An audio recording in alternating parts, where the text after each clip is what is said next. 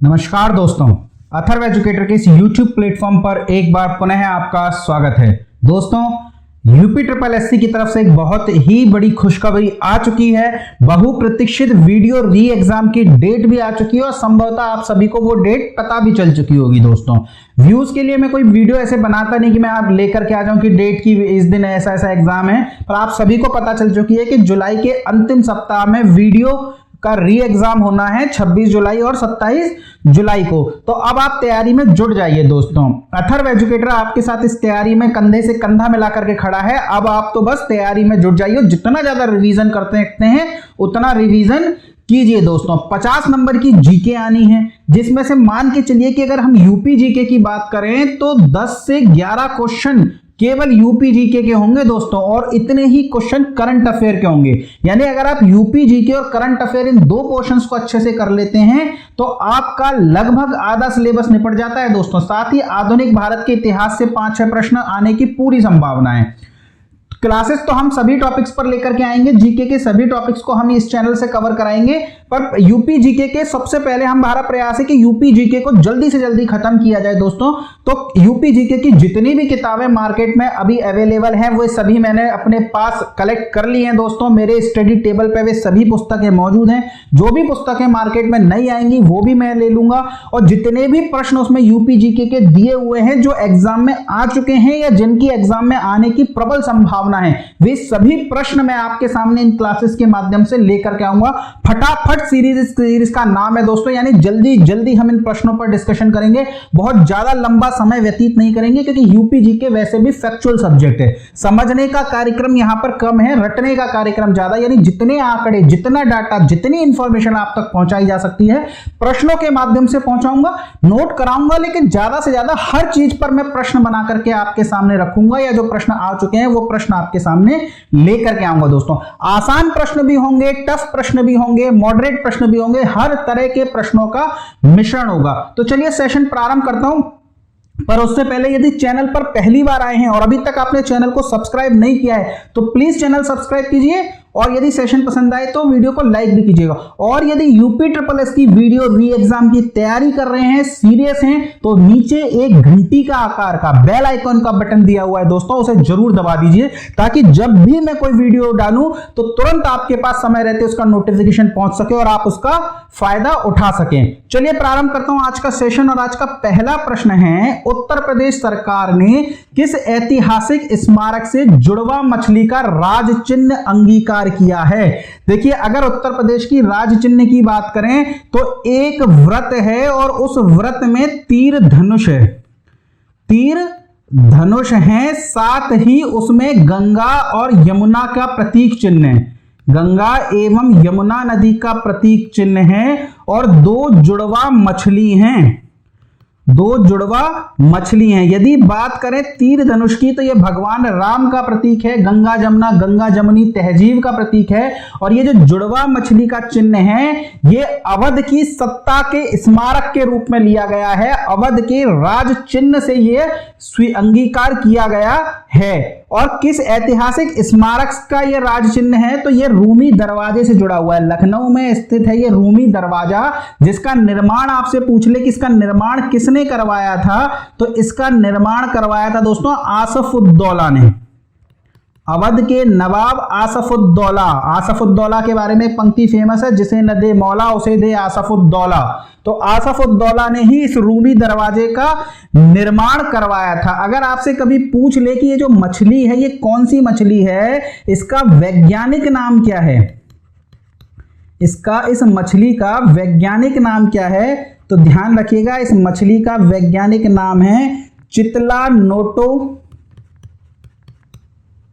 पिटेरिडी, चितला Noto पिटेरिडी। चलिए हम चलते हैं अपने अगले प्रश्न की ओर, और हमारा अगला प्रश्न है, उत्तर प्रदेश का निम्नलिखित में से कौन सा जिला क्षेत्रफल की दृष्टि से सबसे छोटा है? देखिए, क्षेत्रफल की दृष्टि से सबसे छोटे जिले की बात करें तो वो हो जाएगा दोस्तों हापुड़। वहीं यदि आपसे पूछ ले कि सबसे बड़ा जिला कौन सा है, तो ऐसी स्थिति में सबसे बड़ा जिला हो जाएगा लखीमपुर खीरी। यदि जनसंख्या की दृष्टि से सबसे बड़ा जिला पूछे तो वो हो जाएगा प्रयागराज, और जनसंख्या की दृष्टि से यदि सबसे छोटा जिला पूछे तो वह हो जाएगा आपका महोबा। चलिए अगला प्रश्न है, भारत के कुल क्षेत्रफल में उत्तर प्रदेश का कितना भौगोलिक प्रतिशत है? यानी जो भी उत्तर प्रदेश का क्षेत्रफल है उसमें जितना भी भारत का क्षेत्रफल है उसके कितने प्रतिशत हिस्सा उत्तर प्रदेश का क्षेत्रफल है। तो सबसे पहले तो आप ये बताइए कि उत्तर प्रदेश का क्षेत्रफल यानी एरिया है कितना, तो 2,40,928 वर्ग किलोमीटर। दोस्तों ये रटा होना चाहिए, कई बार पूछा गया है उत्तर प्रदेश का क्षेत्रफल कितना है, 2,40,928 किलोमीटर स्क्वायर। इसे अपने टेलीफोन नंबर की तरह रट लीजिए। और ये भारत के कुल क्षेत्रफल का कितना प्रतिशत है, तो 7.33% है। चलिए अगला प्रश्न देखते हैं, निम्नलिखित में से उत्तर प्रदेश का कौन सा जिला नेपाल के साथ सीमा साझा नहीं करता? देखिए नेपाल के साथ भारत के उत्तर प्रदेश के 7 जिले अपनी सीमा बनाते हैं। यदि उन 7 जिलों की मैं आपको ट्रिक नोट कराऊं तो वह ट्रिक कुछ इस प्रकार हो सकती है कि बलरामपुर के महाराज सिद्धार्थ ने श्रावस्ती में लाखों का पीला सोना बहा दिया। वह से हो जाएगा दोस्तों बलरामपुर, महाराज से हो जाएगा महाराजगंज, सिद्धार्थ से हो जाएगा सिद्धार्थ नगर, श्रावस्ती से श्रावस्ती, लाखों से लखीमपुर खीरी, पीला से पीलीभीत और बहा से बहराइच। यदि आप नोट करना चाहें तो एक हो गया बलरामपुर, एक हो गया श्रावस्ती, एक हो गया लखीमपुर खीरी, इसके अलावा महाराजगंज, सिद्धार्थ नगर, पीलीभीत और बहराइच। यानी कुशीनगर जो है दोस्तों वह नेपाल के साथ सीमा साझा नहीं करता है। चलिए अगला प्रश्न देखते हैं। अगला प्रश्न है, उत्तर प्रदेश का राजकीय पुष्प निम्न में से कौन सा है? देखिए राजकीय पुष्प की बात करें तो उत्तर प्रदेश का राजकीय पुष्प पलाश है। उत्तराखंड के गठन से पूर्व उत्तर प्रदेश का राजकीय पुष्प ब्रह्म कमल होता था, लेकिन जब उत्तराखंड अलग हो गया तो ब्रह्म कमल भारत में उत्तर प्रदेश में पाया नहीं जाता। ऐसी स्थिति में जो राजकीय पुष्प निश्चित किया गया वो कौन सा हो जाएगा? वो हो जाएगा दोस्तों पलाश। इसी प्रकार आपसे पूछ सकता है कि उत्तर प्रदेश का राजकीय पशु कौन सा है? तो उत्तर प्रदेश का राजकीय पशु है दोस्तों बारहसिंगा। वहीं यदि पक्षी की बात करें तो वो हो जाएगा दोस्तों सारस, या फिर हम कह सकते हैं क्रॉन्च। वृक्ष की बात करें तो वो हो जाएगा अशोक, और यदि राजकीय खेल की बात करें तो ऐसी स्थिति में उत्तर हो जाएगा दोस्तों हॉकी। चलिए अगला प्रश्न देखते हैं। उत्तर प्रदेश का राजकीय चिन्ह कब स्वीकार किया गया? जो हमने प्रारंभ में राजकीय चिन्ह देखा था, व्रत, तीर, धनुष, गंगा, यमुना और 2 मछलियां, अगर इस राजकीय चिन्ह की बात करें कि यह राजकीय चिन्ह कब स्वीकार किया गया है, तो यह राजकीय चिन्ह स्वीकार किया गया है दोस्तों वर्ष 1938 में, जिसमें मछलियां कहां से ली गई हैं? मछलियां ली गई हैं रूमी दरवाजे से। चलिए अगला प्रश्न देखते हैं। निम्नलिखित में से किस जिले को राष्ट्रीय राजधानी क्षेत्र के 23वें जिले के रूप में शामिल किया गया? देखिए भारतीय लेवल पर बात करें तो एनसीआर का जो 23वां जिला था वो था शामली, और ये शामली उत्तर प्रदेश का 8वां जिला था जो एनसीआर में शामिल हुआ था। तो एनसीआर में कौन कौन से जिले शामिल हैं तो ध्यान रखिएगा, ये आपकी ट्रिक हो सकती है यदि आप याद कर सकें। BBMMGGHS, बी से हो जाएगा आपका बुलंदशहर, बागपत, मुजफ्फरनगर, मेरठ, गाजियाबाद, गौतम बुद्ध नगर, हापुड़ और शामली। ये 8 जिले ऐसे हैं उत्तर प्रदेश के जो कि एनसीआर यानी नेशनल कैपिटल रीजन, राष्ट्रीय राजधानी क्षेत्र में शामिल हैं।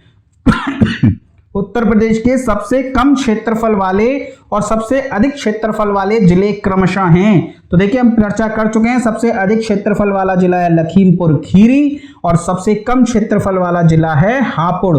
यदि बात करें लखीमपुर खीरी, क्योंकि सबसे बड़ा है तो कितने वर्ग किलोमीटर का है, तो 7680 वर्ग किलोमीटर।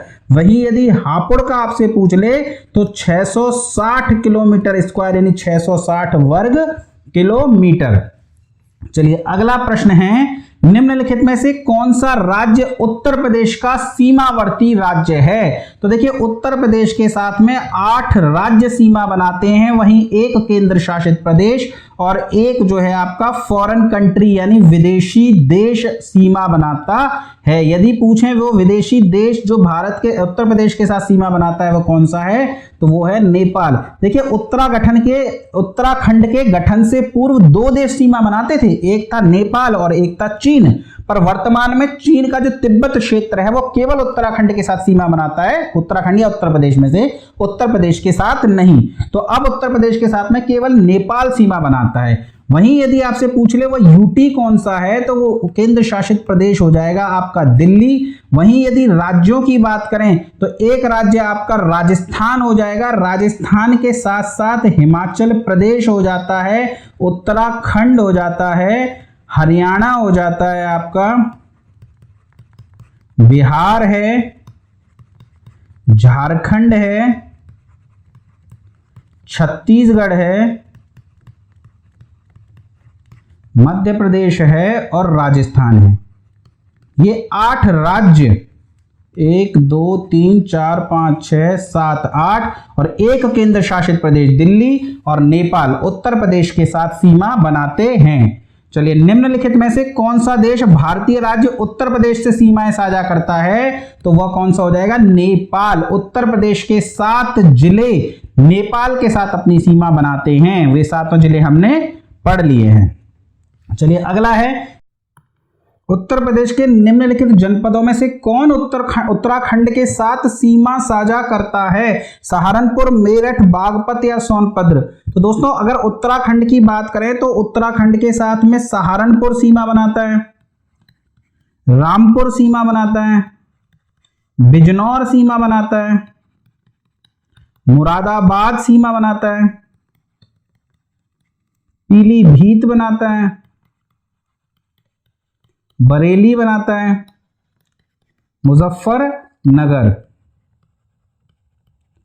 तो इसमें से आप देख लीजिए उत्तराखंड के साथ सीमा कौन बना रहा है, तो वो हो जाएगा आपका सहारनपुर। चलिए अगला प्रश्न देखते हैं, प्रदेश के निम्नलिखित जनपदों में से कौन उत्तराखंड, हरियाणा और हिमाचल प्रदेश के साथ सीमाएं साझा करता है। तो यह प्रश्न कुछ इस तरीके से भी आता है दोस्तों कि उत्तर प्रदेश का ऐसा कौन सा जिला है जो 3 राज्यों से सीमा साझा करता है। ऐसी स्थिति में प्रश्न का उत्तर हो जाएगा सहारनपुर। सहारनपुर उत्तराखंड, हरियाणा और हिमाचल प्रदेश से सीमा बनाता है, यानी 3 राज्यों से सीमा बनाता है। जबकि यदि 4 राज्यों का पूछ लिया जाए तो भारत का एकमात्र जिला है सोनभद्र। उत्तर प्रदेश का नहीं, पूरे भारत का एकमात्र जिला है सोनभद्र जो 4 राज्यों से सीमा बनाता है। चलिए उत्तर प्रदेश का कौन सा जिला उत्तर प्रदेश और बिहार की सीमा पर स्थित है। तो दोस्तों बिहार के साथ भी उत्तर प्रदेश के 7 जिले सीमा बनाते हैं। यदि आप उनकी ट्रिक लिखना चाहें तो आप ऐसी स्थिति में ट्रिक लिख सकते हैं दोस्तों, वो हो जाएगा गाजीपुर के महाराज, गाजीपुर के महाराज कुश ने देवी को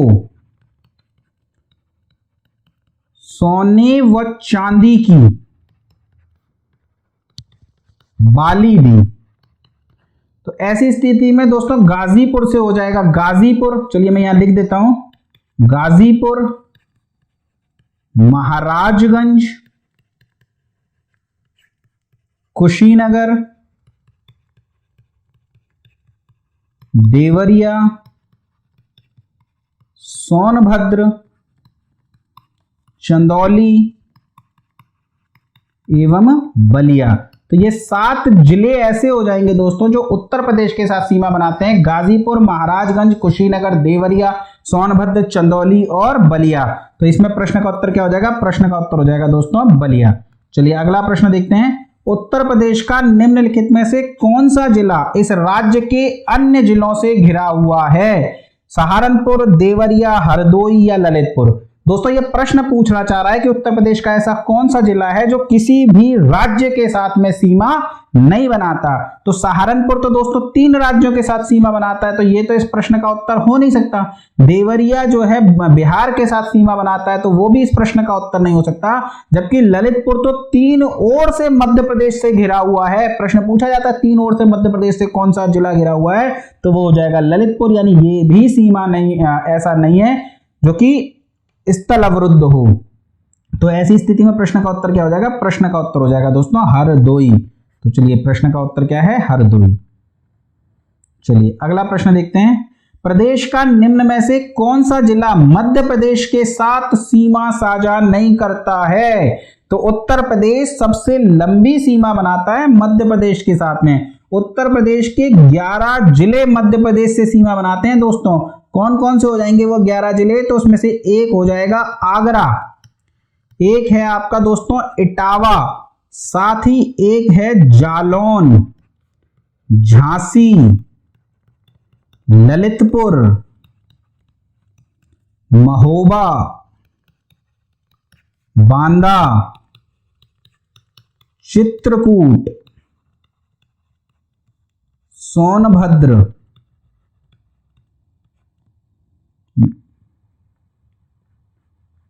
मिर्जापुर,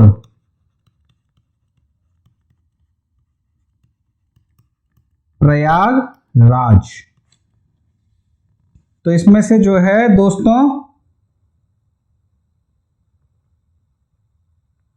इस प्रश्न को थोड़ा सा सही कर लीजिए। यहां पर आप जो है वाराणसी कर लीजिए। अब ऐसी स्थिति में प्रश्न का उत्तर क्या हो जाएगा दोस्तों? प्रश्न का उत्तर हो जाएगा प्रयागराज। चलिए अगला देखते हैं। प्रदेश में कुल कितने नगर निगम हैं? 7, 10, 17 या 18? तो दोस्तों आपसे नगर निगम पूछा जा रहा है। ध्यान रखिएगा, यदि आपसे पूछा जाए कि प्रदेश में कितने जिले हैं, अगर आपसे पूछ लिया जाए प्रदेश में कितने जिले हैं, तो जिले हैं कुल 75। यदि पूछ लिया जाए मंडल कितने हैं, तो मंडल है 18वां। नवीनतम मंडल कौन सा है? तो नवीनतम मंडल है अलीगढ़। वहीं यदि आपसे पूछा जाए नगर निगम कितने हैं, तो नगर निगम है 17। तहसील यदि आपसे पूछ ले तो 351, और यदि विकास खंड यानी ब्लॉक पूछ ले तो वो हो जाएंगे दोस्तों 825। इसके अलावा और कोई आंकड़ा मत याद कीजिएगा, कितने गांव हैं, कितने शहर हैं, ऐसे प्रश्न कभी नहीं पूछे जाते दोस्तों, आज तक नहीं पूछे गए हैं। जिले 75 हैं, मंडल 18 है, नगर निगम 17 है, तहसील 351 है, विकास 825 है।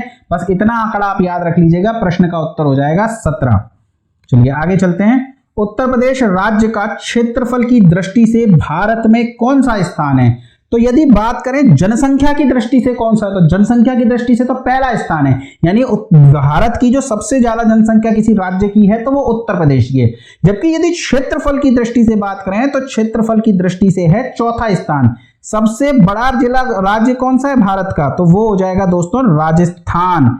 यदि दूसरे पर बात करें तो मध्य प्रदेश, तीसरे पर आता है आपका महाराष्ट्र, और चौथे नंबर पे आता है उत्तर प्रदेश। यानी जनसंख्या के मामले में पहला स्थान रखता है उत्तर प्रदेश, और क्षेत्रफल के मामले में चौथा।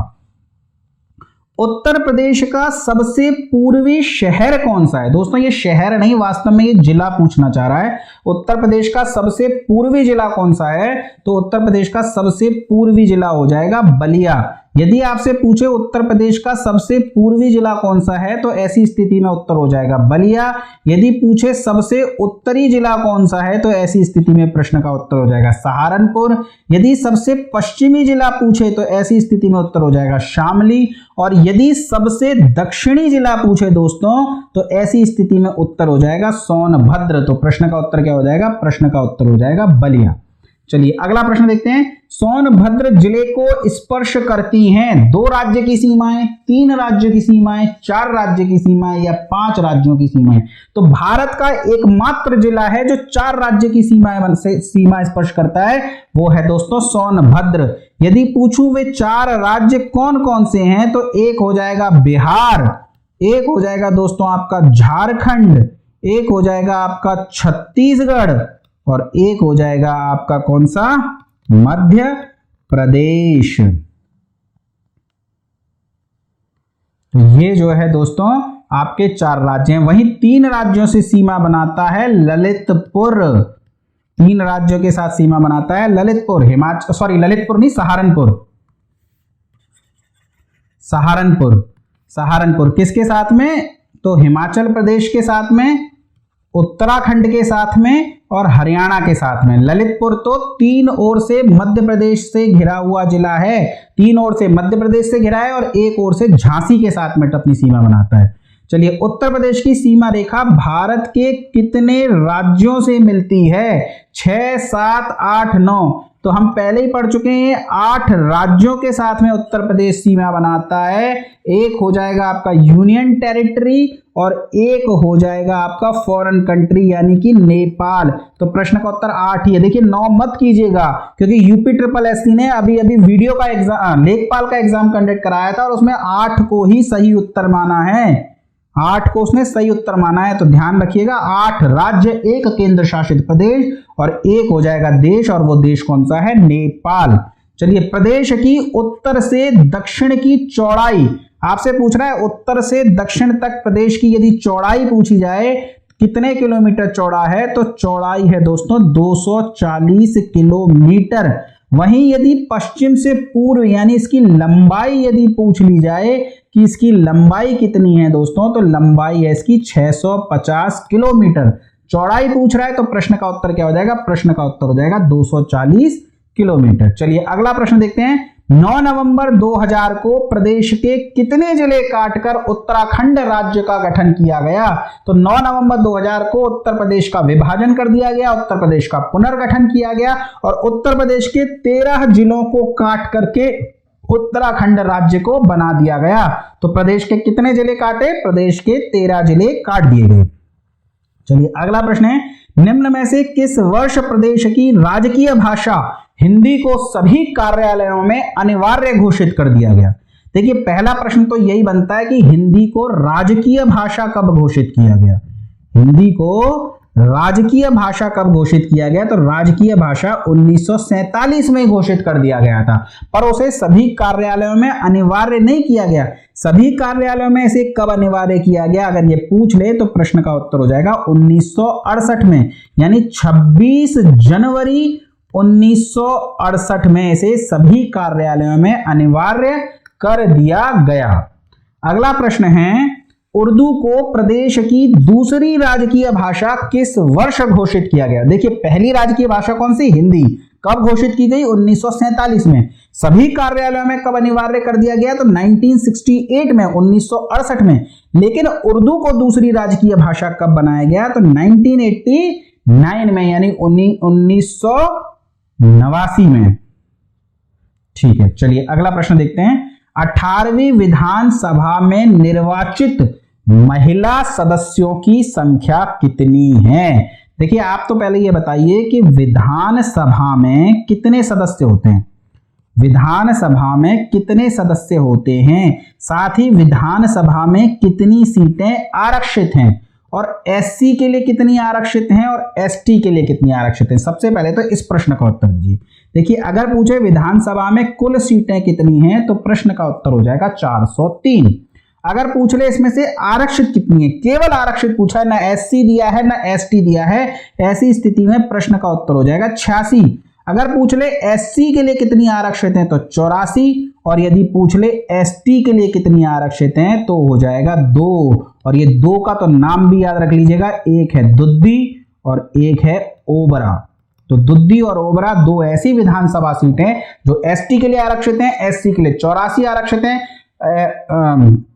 कुल हो जाएंगी 86 और विधानसभा की टोटल सीट कितनी है 403। परंतु महिलाएं कितनी चुनी गई हैं 18वीं विधानसभा में? ऐसी स्थिति में प्रश्न का उत्तर हो जाएगा 47। चलिए आ गया। नहीं, ये अगला प्रश्न है, उत्तर प्रदेश की लोकसभा में एससी के लिए आरक्षित सीटें कितनी हैं? देखिए विधानसभा पूछता तब हो जाता प्रश्न का उत्तर 84, पर यह पूछ रहा है लोकसभा में एससी के लिए कितनी आरक्षित सीटें हैं। तो पहले तो आप ये बताइए लोकसभा में उत्तर प्रदेश की कुल कितनी सीटें हैं? तो लोकसभा में उत्तर प्रदेश की सीटें हैं 80। यदि बात की जाए कितनी सीटें आरक्षित हैं, तो कुल 17 सीटें आरक्षित हैं और ये 17 की 17 सीटें एससी के लिए आरक्षित हैं। एसटी के लिए लोकसभा में कोई सीट आरक्षित नहीं है, ये बात ध्यान रख लीजिएगा। एसटी के लिए 2 सीट विधानसभा में आरक्षित हैं, लोकसभा में नहीं। चलिए अगला प्रश्न देखते हैं, प्रदेश की विधानसभा में एसटी के लिए आरक्षित सीट कितनी है? विधानसभा जिसमें 403 सीट हैं, 86 सीट आरक्षित हैं और उसमें से 2 सीट किसके लिए हैं? एसटी के लिए। कौन कौन सी? तो ओबरा और दुद्दी। चलिए अगला प्रश्न देखते हैं, उत्तर प्रदेश के लिए राज्यसभा में कितनी सीट निश्चित की गई हैं? देखिए विधानसभा में है 403, लोकसभा में है 80 और राज्यसभा में कितनी सीट हैं? तो राज्यसभा में 31। अगर मैं पूछूं आपसे आरक्षित कितनी है, तो ध्यान रखिएगा राज्यसभा में कोई सीट आरक्षित नहीं है, यानी ना एससी के लिए और ना ही एसटी के लिए। राज्यसभा में कोई आरक्षण नहीं है एससी एसटी के लिए, ये बात ध्यान रखिएगा। तो राज्यसभा में कितनी सीटें हैं? तो 31 सीटें हैं, आरक्षण नहीं। उत्तर प्रदेश के लिए लोकसभा में कितनी सीटें हैं? तो लोकसभा में कुल सीटें हैं 80। आरक्षण कितने में है? तो आरक्षण है आपका 86 में। एससी के लिए कितनी, सॉरी आपसे लोकसभा पूछ रहा है ना, तो लोकसभा में कुल हो जाएंगी 80। आरक्षण है आपका 17 सीटों में। एससी के लिए कितनी है? तो एससी के लिए 17 हैं और एसटी के लिए कितनी है? तो एसटी के लिए 0 है। एसटी के लिए कोई सीट लोकसभा में आरक्षित नहीं है। चलिए अगला प्रश्न है, प्रदेश की विधान परिषद का सर्वप्रथम गठन किस वर्ष किया गया? उत्तर प्रदेश में द्विसदनीय व्यवस्था है, द्विसदनात्मक व्यवस्था है, एक सदन विधानसभा है, एक सदन विधान परिषद है। विधान परिषद जिसे उच्च सदन कहते हैं, विधानसभा जिसे निम्न सदन कहते हैं। विधान परिषद का गठन सबसे पहले उत्तर प्रदेश में कब किया गया? तो 1937 में किया गया। ध्यान रखिएगा, विधानसभा का पूछ ले तो विधानसभा का 1952 में किया गया, लेकिन विधान परिषद पुराना सदस्य है, अंग्रेजों के समय में ही 1937 में इसका गठन कर दिया गया था। भारत शासन अधिनियम 1935 के तहत 1937 में उत्तर प्रदेश में विधान परिषद का गठन कर दिया गया था। तो दोस्तों ये थे उत्तर प्रदेश जीके के महत्वपूर्ण 30 प्रश्न। अगले 30 प्रश्नों के साथ हम अगली वीडियो लेकर के हाजिर होंगे और वो वीडियो भी आज ही आएगी, ध्यान रखिएगा दोस्तों। तो इस वीडियो के बाद आप उसका भी अध्ययन जरूर कीजिएगा। ऐसे ही यूपी जीके की फटाफट वीडियोस हम आपके सामने लेकर के आएंगे। जल्दी से जल्दी ज्यादा से ज्यादा प्रश्नों को कवर करेंगे। पूरे उत्तर प्रदेश की समस्त किताबों से प्रश्नों को हम उठा करके लेके आने वाले हैं। तो आप तो बस जुड़े रहिए अथर्व एजुकेटर के साथ। चैनल को शेयर सब्सक्राइब करते रहिए, मस्त रहिए, पढ़ते रहिए, चैनल को सब्सक्राइब करते रहिए। धन्यवाद दोस्तों।